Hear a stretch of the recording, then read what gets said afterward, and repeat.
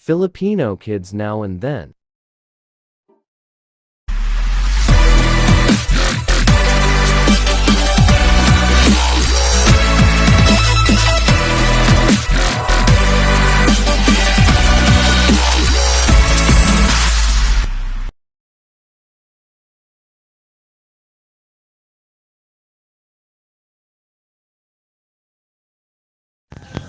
Thank you, Mr. Toastmaster.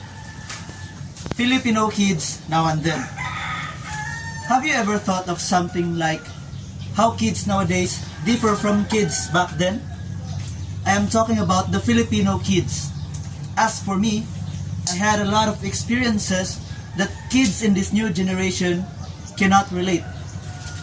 On the other hand, kids nowadays have so many experiences as well that I cannot relate. Every kid has individual differences with how they spend their lives. The only thing that I remember is that back then, I would still go out even if my mom would twist the key in my back when I returned home. After all, I would still keep in mind it was worth getting punished because it was fun. I would still cry though. The kids today, when they run and then get slipped down the floor, their parents bring them to the hospital.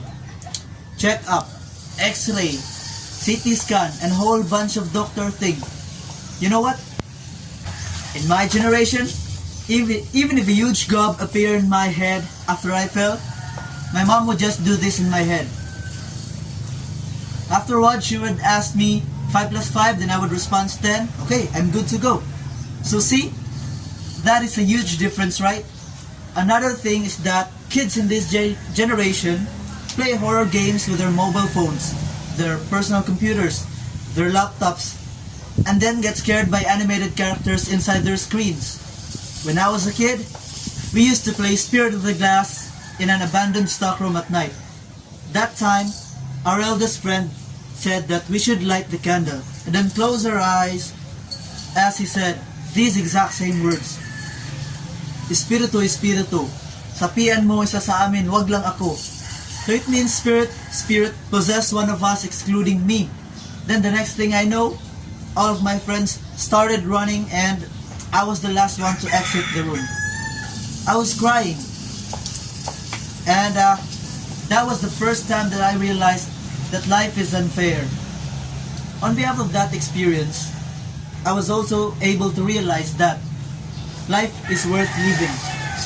So we see, there's a huge gap between different era.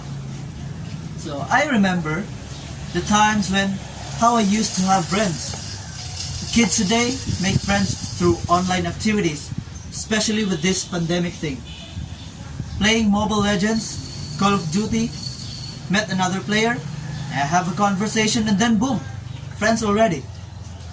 You know what, when I was a kid, I was like, you and I have the same interest, that is it, we're friends. Even if I went to a completely new place to me, so long as I find a game that I want to play and then other kids let me join them, that is it, we're friends. Instantly. So, as we all know, there could be pros and cons growing up as a kid in my generation. So for instance, you will learn more because experiences teach better than just reading, right? But it would put you in danger. Kids nowadays are aware of what is dangerous and what is safe. You know what? When I was about 10 years old, I was beaten by a dog. At that time, we were playing Dakop Dakop, which is a game that one is chasing and the others just run for their lives, hoping not to get caught. Then the younger me ran across a sleeping dog. I don't know what was I thinking back then, but I felt like, you know what, I want to surprise the dog and see how that dog reacts. I know what you're thinking.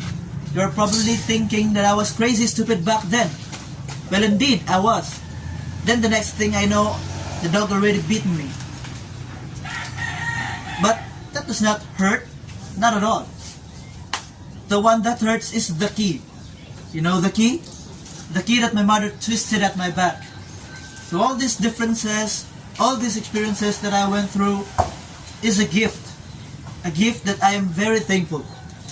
Through this, I am able to experience how to live as a kid with no internet connectivity and to live as a young man who are having these various technologies.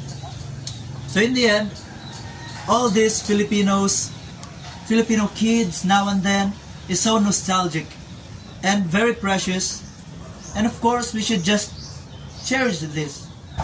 After all, we cannot really stop the world from evolving. Coach Michael Mark M. Caluscusin,